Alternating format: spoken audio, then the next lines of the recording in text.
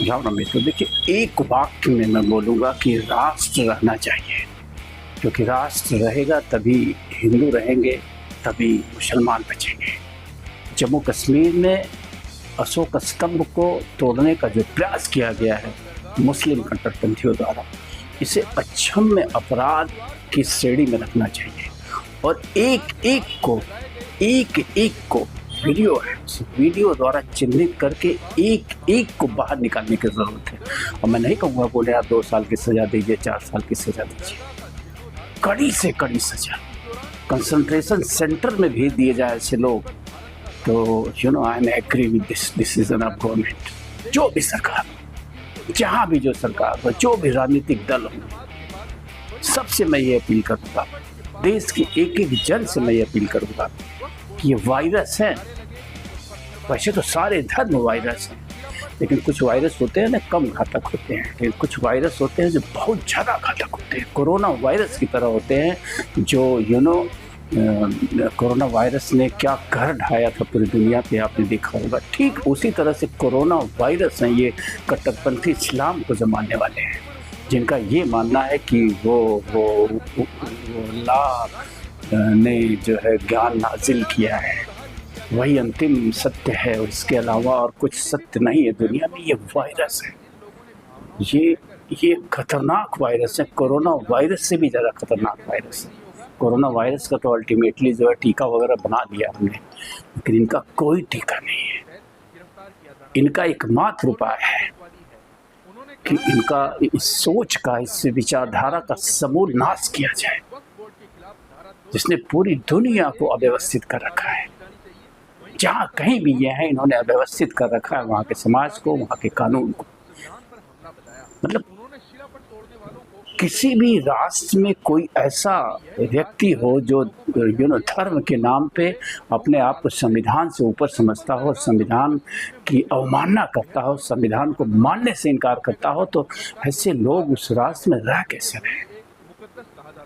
उस राष्ट्र को चिंता करनी चाहिए, उस राष्ट्र के भविष्य की चिंता करनी चाहिए कि ऐसे लोगों को अगर फलने फूलने दिया गया, पनपने दिया गया, तो एक दिन ये राष्ट्रीय सुरक्षा के लिए, राष्ट्र की एकता और अखंडता के लिए कितने घातक साबित हो सकते हैं। ये रक्त बीज है, ये बेहद खतरनाक है। तो मैं यही अपील करूंगा सरकार से कि इस अशोक स्तंभ को तोड़ने का जो प्रयास किया गया धर्म के नाम पे, और मैं कुछ मौलानाओं को सुना हूँ जिन्होंने धर्म के नाम पे समर्थन भी किया इसका कि हम मूर्ति पूजा नहीं करते हैं, इसलिए स्तंभ जो एक तरह की मूर्ति है। माय गुडनेस, कितने बेवकूफ़ हैं ये, कितने बेवकूफ़ हैं ये, मतलब समझ से परे है। मैं तो समझ नहीं पाता हूँ कि कोई इंसान जिसके पास इंसानी बुद्धि है, जिसको मस्तिष्क प्रकृति ने दिया है, वो इतना बेवकूफ़ कैसे हो सकता है। किताब पढ़ के, वो भी अभी ह्यूमन रिटन बुक पढ़ के वो इतना बेवकूफ़ कैसे हो सकता है। अरे तुम जिस मस्जिद में सर पटकते हो वो प्रतीक नहीं है। तुम मक्का में जाके जिस वो काले पत्थर नोन है, जिसको माना जाता है कि वो शिवलिंग है, उस पर जाके सर पटकते हो, वो प्रतीक नहीं है। अरे मूर्खों, अब तो सुधरो,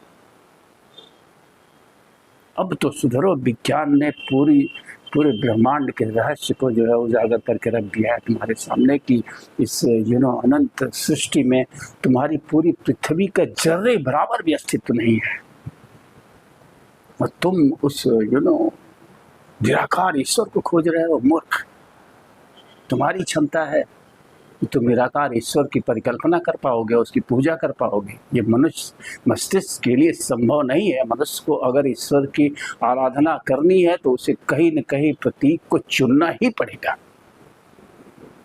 बिना प्रतीकों के यू कांट इमेजिन कि ईश्वर की विशालता को। तो ये मूर्खता है कि हम निराकार को पूजते हैं, हम किसी आकार को नहीं मानते हैं। मस्जिद के आकार नहीं है, मक्का मदीना के आकार नहीं है। तो कुल मिला के मैं विषयांतर नहीं करना चाहता हूँ। मेरा विषय सिर्फ और सिर्फ यही है कि ऐसी सोच रखने वाले इनको देश में पनपने देने की ज़रूरत नहीं है, इनका समूल विनाश करने की ज़रूरत है। कठोर से कठोर दंड विधान बनाने की ज़रूरत है इनके लिए, ताकि ये पनप ना सके। जो इतने खतरनाक वायरस है, अगर इनको पनपने दिया गया तो ये कोरोना वायरस की तरफ पूरे भारत के समाज को नष्ट कर देगा।